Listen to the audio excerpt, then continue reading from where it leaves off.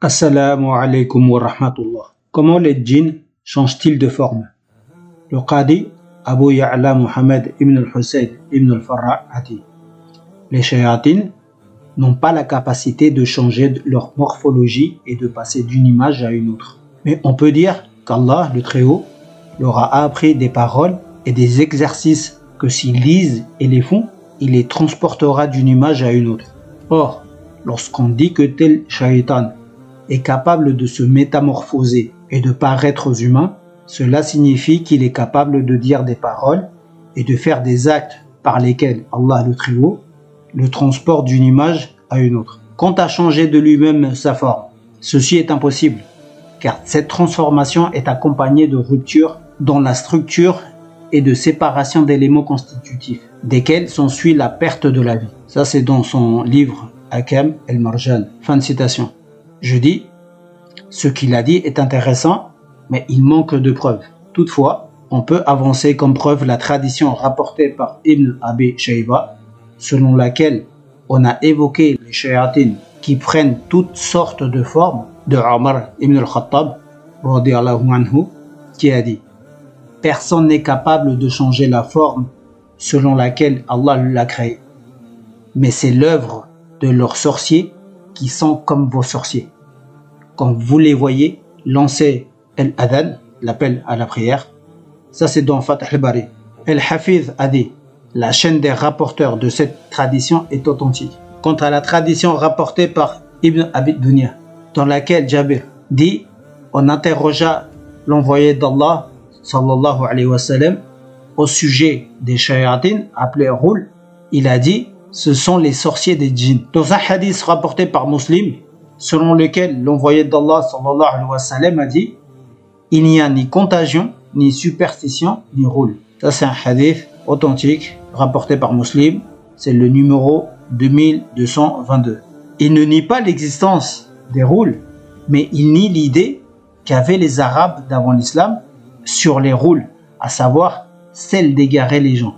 L'imam An-Nawawi, rahimahullah, a dit: la foule des savants, Jumhur el-Ulama, disent que les Arabes pensaient que le Roul vivait dans des endroits inhabités, que c'est une sorte de shaytan qui paraissent aux gens, prennent différentes formes, les déroutent et les tuent ensuite. Mais le prophète sallallahu alayhi wa sallam a mis fin à cette croyance. D'autres savants disent ce que le hadith vise à nous faire comprendre.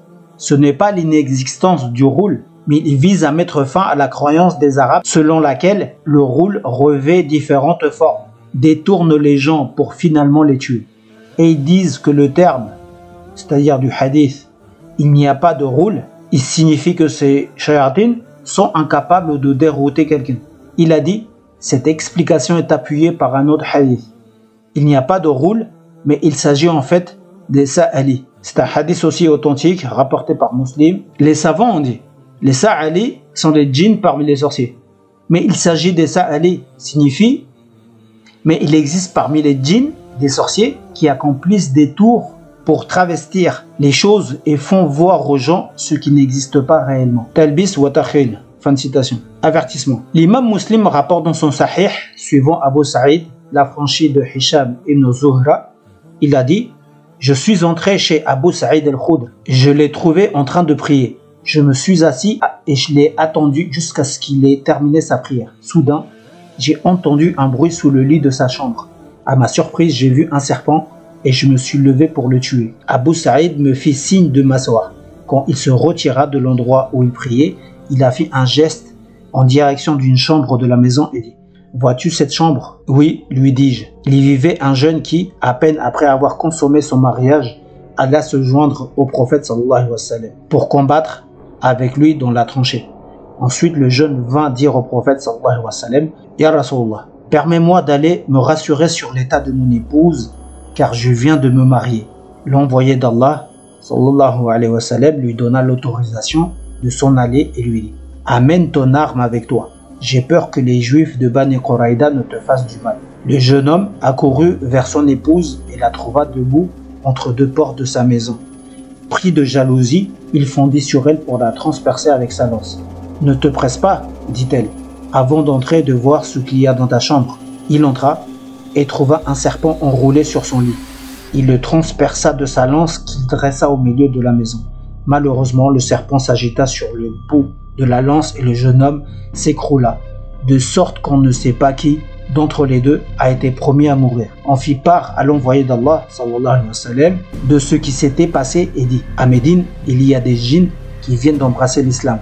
Si vous voyez un serpent chez vous, donnez-lui 3 jours de répit. S'il réapparaît par la suite, tuez-le. C'est sûrement un shaitan.